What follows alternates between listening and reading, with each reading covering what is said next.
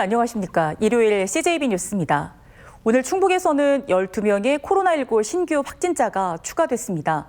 청주에서만 10명이 확진 판정을 받았고 이 가운데 청원구에 사는 50대 강사 A씨는 지난 8일과 9일 청주와 괴산의 초등학교에서 수업한 것으로 확인돼 청주시와 교육당국은 접촉자를 찾고 있습니다. 이 밖에 충주와 진천에서도 40대와 20대가 확진 판정을 받았습니다. 지난 월요일부터 오늘 오후 8시까지 충북에서는 모두 78명이 확진된 가운데 이 가운데 65명은 청주시 확진자로 청주의 확산세가 가장 심각한 것으로 나타나고 있습니다. 오늘은 대한민국 임시정부가 수립된 지 102주년이 되는 날입니다. 충북에서는 순국 선열들의 자주 독립 정신을 기리는 행사가 청남대에서 열렸습니다. 이태현 기자입니다. 대한독립 만세! 대한민국 만세! 대한민국 임시정부 수립 102주년 기념식이 청남대에서 거행됐습니다. 새로 건설할 나라의 국호를 대한민국이라 결정하고 10개조의 임시헌장을 발표함으로써 대한민국 임시정부가 수립되었습니다. 지난해 9월 청남대에는 대한민국 임시정부에 이승만 초대 대통령부터 김구 주석에 이르기까지 행정수반 8명의 동상이 세워졌습니다. 또 과거 대통령들이 골프를 즐기던 곳은 대한민국 임시정부를 기억하는 공원으로 탈바꿈됐습니다. 공원 조성 뒤 첫 번째 맞는 임시정부 수립일인 만큼 그 의미는 남달랐습니다.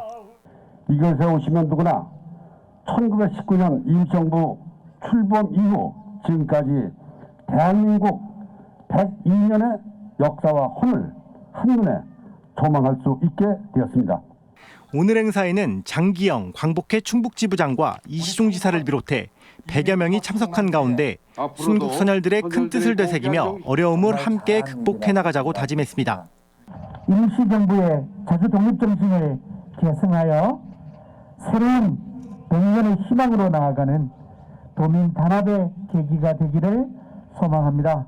한편 기념식과 함께 청남대에선 대한민국 임시정부 행정수반 8인의 역사 기록화와 충북 여성독립운동가 10인의 사진전도 열려 방문객들도 선열들의 숭고한 발자취를 함께 기억했습니다. CJB 이태현입니다. 청주시와 청원군이 통합할 때 청원군 측의 요구로 상당구청과 흥덕구청은 군 지역에 새로 건립하기로 합의를 했었는데요. 흥덕구청사가 마지막으로 준공을 앞두고 있습니다. 6층 규모의 신청사에는 스마트 오피스와 주민들을 위한 다양한 편의시설도 들어섭니다. 조용관 기자입니다. 2년의 공사를 거쳐 청주 흥덕구청사가 다음 달 준공합니다. 직지 활자판을 모티브로 한 6층 규모의 신청사는 크게 사무 공간과 주민 편의 공간으로 나뉘어집니다. 건물 왼쪽 편 공간에는 300석 규모의 공연장과 농구와 배구, 배드민턴이 가능한 다목적 체육관, 북카페와 모자 휴게실, 어린이집이 들어섭니다.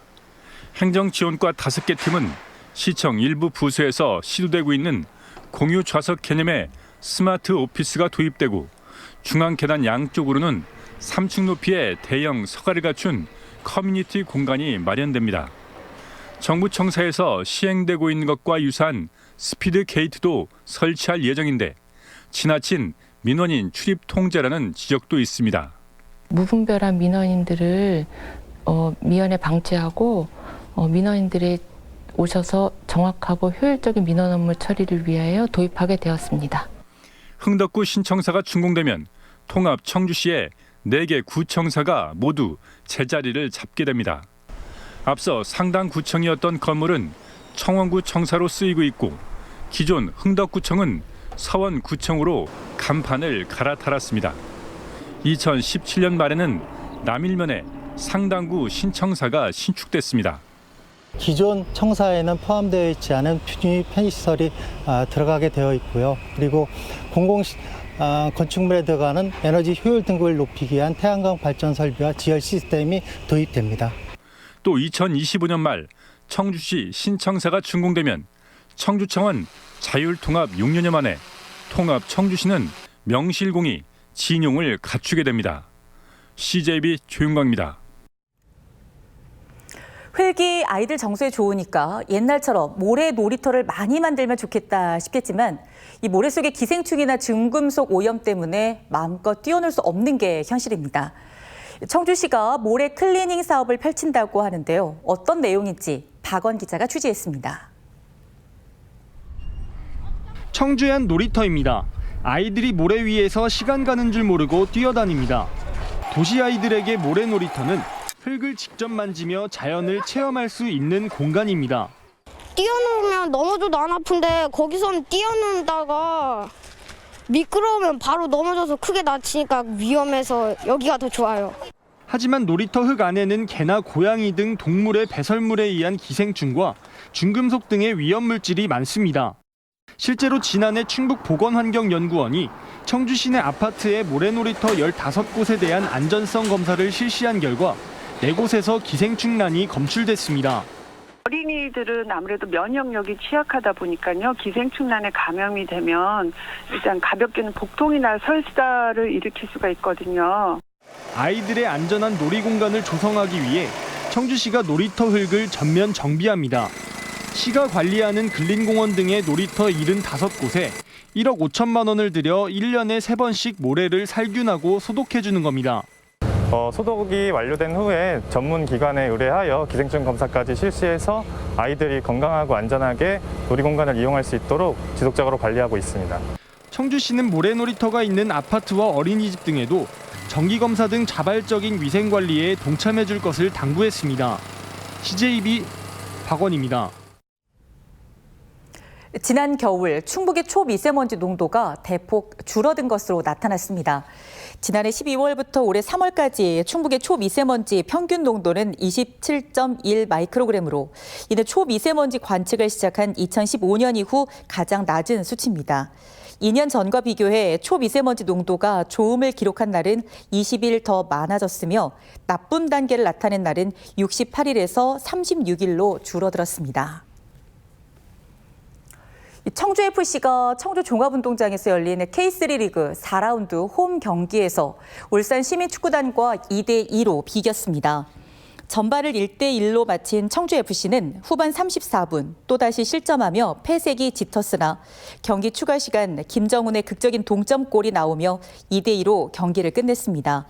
리그 첫 승에 실패한 청주FC는 리그 성적 3무 1패를 기록하며 중위권 도약에는 실패했습니다. 올해 1분기 동안 충북 지역의 교통사고 건수가 감소한 것으로 나타났습니다. 올 들어 지난달까지 충북 지역에서 발생한 교통사고는 1,758건으로 이는 지난해보다 7%가량이 줄어든 수치입니다. 교통사고 사망자는 지난해보다 7명이 감소했으며 음주운전 교통사고는 지난해와 비교해 21% 줄어든 것으로 조사됐습니다. 오늘 오후 2시 50분쯤 청주시 현도면 경부고속도로 상행선에서 고속버스와 BMW 승용차 등 차량 5대가 충돌하는 사고가 발생했습니다. 이 사고로 7명이 다쳐 병원으로 옮겨졌습니다. 경찰은 BMW 차량이 1차로로 진입하는 과정에서 사고가 발생한 것으로 보고 자세한 경위를 조사하고 있습니다. 끝으로 날씨입니다. 오늘 충북지방은 대체로 맑은 가운데 밤부터 차차 구름이 많아지며 내일 곳에 따라 비가 내리겠습니다. 이번 비는 모레 오전까지 이어지겠고 예상되는 강수량은 10에서 40mm입니다. 내일 아침 최저 기온은 5에서 11도, 낮 최고 기온은 14도에서 17도 사이를 보이겠습니다. CJB 뉴스를 마칩니다. 고맙습니다.